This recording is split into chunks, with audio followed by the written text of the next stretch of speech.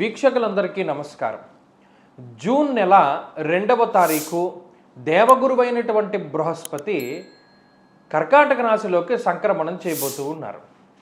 మిథున రాశిలో ఇప్పటివరకు ఆయన సంచరించి జూన్ 2వ తారీఖు నుండి సాధారణంగా అయితే మాసార్ధత కుజ గురుర్ ద్వాదశ మాసాని అన్నారు. అంటే గురుడు ఒక రాశిలో 12 మాసములు తన యొక్క సంచారాన్ని చేస్తారు.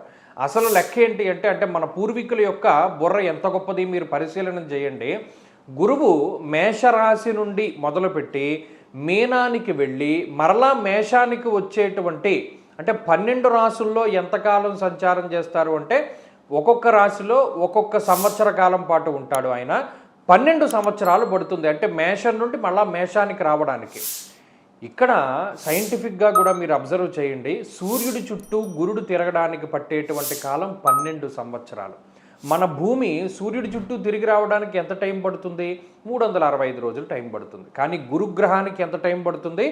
12 సంవత్సరాలు టైం పడుతుంది. అందుకనే భూమి మీద ఉండేటువంటి వాడి కాలమానానికి బృహస్పతి గ్రహం మీద ఉండేటువంటి కాలమానానికి వ్యత్యాసం ఉంటుంది.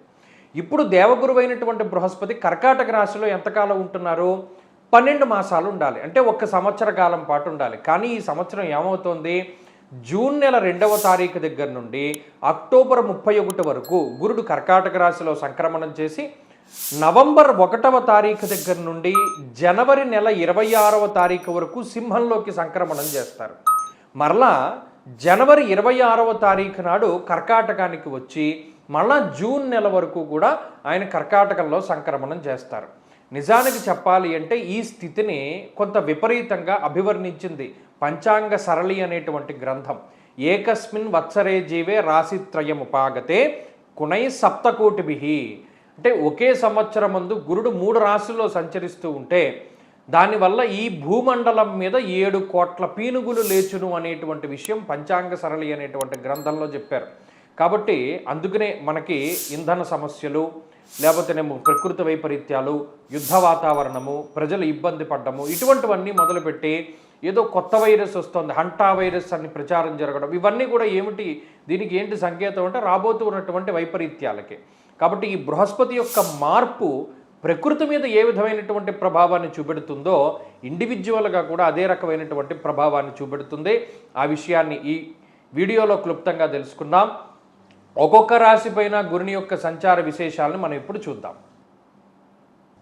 మేషరాశి వారికి జూన్ 2న మారేటువంటి గురువు రజతమూర్తిగా చతుర్థ స్థానమందు తన యొక్క ఫలితాన్ని ఇవ్వబోతూ ఉన్నారు.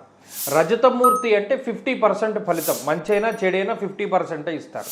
ఇది ఒక అందుకు మంచిది. నిజానికి గమనిస్తే చతుర్థ స్థానాన్ని అర్ధాష్టమ స్థానంగా చెప్తారు. అనగా ఈ స్థానమందు గురుడు సంచరించినప్పుడు ద్వాదశాష్టమ స్థానభ్రష్టం ధనక్షయం అంటే ప్లేసు మార్పు.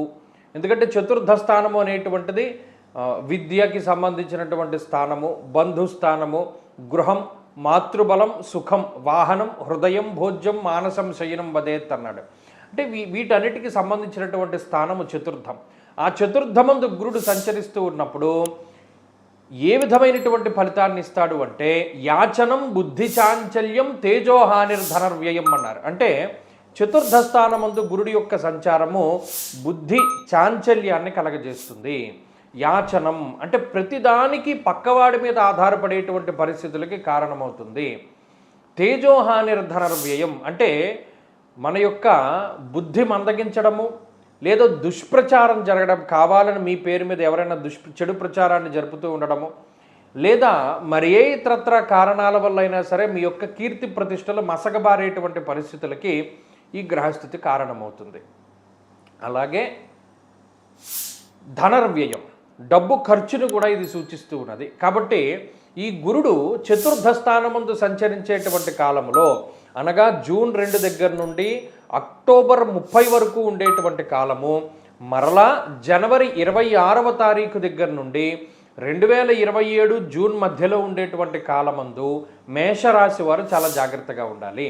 ఉద్యోగ సంబంధమైనటువంటి విషయాలు, గృహ సంబంధమైనటువంటి విషయాలు, విద్యా సంబంధమైనటువంటి విషయాలు ఇవన్నీ కూడా ప్రభావితం చెందుతూ ఉంటాయి. అలాగే వాహనాలకి సంబంధించినటువంటి విషయాలు, గృహోపకరణాలు, గృహములు, వీటికి సంబంధించినటువంటి అమ్మకాలు, కొనుగోలుకి సంబంధించినటువంటి విషయాలు ఇవన్నీ కూడా ప్రభావితం చెందుతూ ఉంటాయి. కాబట్టి ఏం చేయాలి అంటే ఈ సమయమందు అంత చెప్పుకోదగినటువంటి పెద్ద పెద్ద నిర్ణయాలు తీసుకోకూడదు. చాలా సున్నితంగా వెళుతూ ఉండాలి. నిర్ణయాత్మకమైనటువంటి శక్తి చాలా తక్కువగా ఉంటుంది కాబట్టి పక్క వాళ్ళ మీద ఆధారపడేటువంటి సందర్భాలు వస్తాయి. కాబట్టి సాధ్యమైనంత వరకు జీవితం ఎలా సాగుతూ ఉన్నదో అలాగే ముందుకు తీసుకెళ్తూ ఉండడం చెప్పదగినటువంటి సూచన. అలాగే ఈ గురుబలం అనేటువంటిది తగ్గుతూ ఉన్నది కాబట్టి, అనగా అర్ధాష్టమ స్థానమందు గురుడు యోగించకుండా ఉంటారు. దానివల్ల కుటుంబ సమస్యలు, ఉద్యోగ సమస్యలు, లేదా వాహన సమస్యలు, లేదా గృహము అమ్మకాలు కొనుగోలుకి సంబంధించినటువంటి సమస్యలు ఇవన్నీ వస్తాయి. కాబట్టి ఏం చేయాలండి? గురుబలం పెంచుకోవడానికి ప్రయత్నం చేయాలి. గురుబలం పెరగాలి అంటే గురువారాలే, ఆయన ఆధిపత్యం వహించేటువంటి వారాలే చేయాలి. గురు పుష్య యోగాదులు వచ్చినప్పుడు, లేదా గురువారాలు వచ్చినప్పుడు మౌన వ్రతాన్ని పాటించడం కానీ, లేదా శనగలు కానీ, శనగపప్పు కానీ, లేదా పసుపు రంగులో ఉండేటువంటి పళ్ళు కానీ, స్వీట్లు కానీ దానం చేస్తూ ఉండడం, అలాగే ప్రతిరోజు దక్షిణామూర్తి యొక్క ఆరాధన చేస్తూ ఉండడం ద్వారా ఏమవుతుంది అంటే గురుబలం అనేటువంటిది ఈ రాశి వారికి ఖచ్చితంగా పెరుగుతుంది.